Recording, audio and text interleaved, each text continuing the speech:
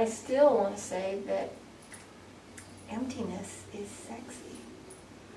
You know, this non-separation between I and you. It turns out that as we study this, as you get deeper into it, you can see that this so-called, well, the emptiness of self is actually a relational self, is a self which wants to meet. You know, there's nothing sexier than that. Devotion to me is sexy.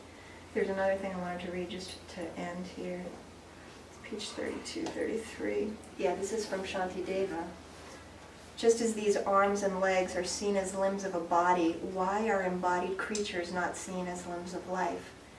And Stephen Batchelor says, just as the hand reaches out to soothe the pain in the foot of one's own foot, why does one not spontaneously respond to the suffering of another in the same way?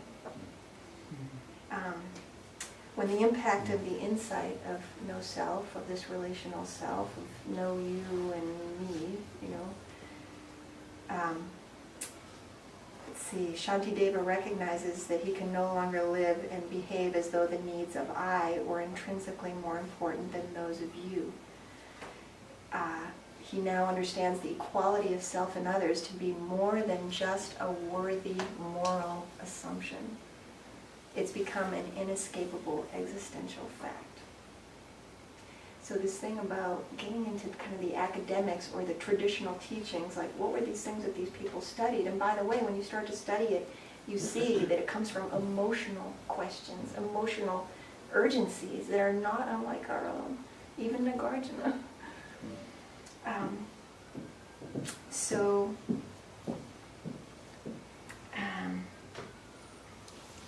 Anyway, is that it? God, we're out of time. I'm out of time. Time for you. Okay. I'm just going to stop right there on a whimper and see if anyone has anything you want to bring up. You don't. If no one says anything, I'll just keep talking, so don't worry. But I am curious to see what this has brought out in everybody. Yeah. Yeah, I'm in looking at myself and my practice, desire not in the I want ice cream or something, but in the really deep things that go on in life over years, and to the point that one suddenly realizes that one is in the midst of obsessive craving, essentially. And for me, being in the midst of that and not recognizing until I sit down to do my practice, and suddenly it's, yes, why are you making a fool of yourself? Look, you know, it's look at yourself. This is what it was about. So I find that some of the greatest enlightenments, if you will, of my life have been those times when I had that miraculous ability to step out of myself and look back and see what the hell I was doing. yes. And this is the thing about sitting in meditation where you just quiet down. It doesn't mean that you quiet down your emotions. It's not that you're squelching anything, that you're not supposed to be feeling anything in meditation. This is my understanding. You quiet down the externals. You know, you come to a place that's dedicated for sitting, and it may be just a little corner in your apartment.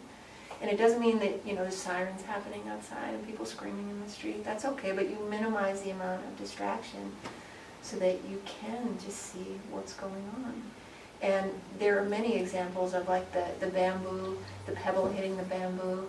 It's because of the silence, and then something unexpectedly happens that, you know, what is that use? Just as you're saying, when it's happened to me, it's like I'm all of a sudden aware of that thought that I had, like, whoa. You know, it's being able to stop and take that backward step that Dogen Senji talks about. God, it's been said so many times, it's seeing the forest for the trees, you know, whatever. Yeah, and it really helps to be in good company, you know, to have the feedback from other people, you know, not in this kind of thing, and in this kind of thing, you know, people who are willing to receive feedback as well as give it. Thanks for bringing that up. There's a lot to talk about. I think, you know, I didn't get to it much at all, but there is, you know, I see Zazen as just this self-acceptance. And self meaning the big acceptance, not just of me and all my hang-ups, but of the world just as it is. It's lovable just as it is. And how that's expressed in our body, in my own body, is, the beauty of the training of meditation. And so you're sitting here, everything's going good. You might even be in full lotus. 30 minutes of the 40 minutes has gone by, and all of a sudden you realize, like, this has happened to me. I'm like way over here. How did that happen? I thought I was sitting upright.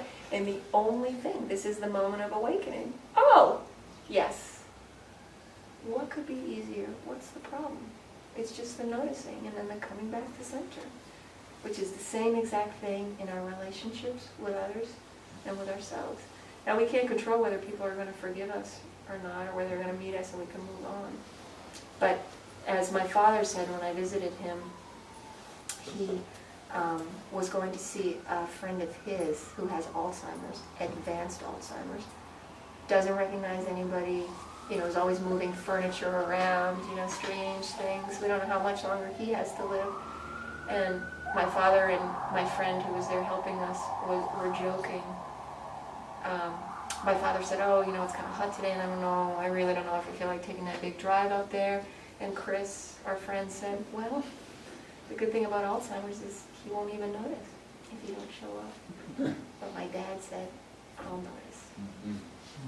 We do it for ourselves. We do all this for ourselves because it's the way we want to live. It's the way we want to practice. And that's the offering.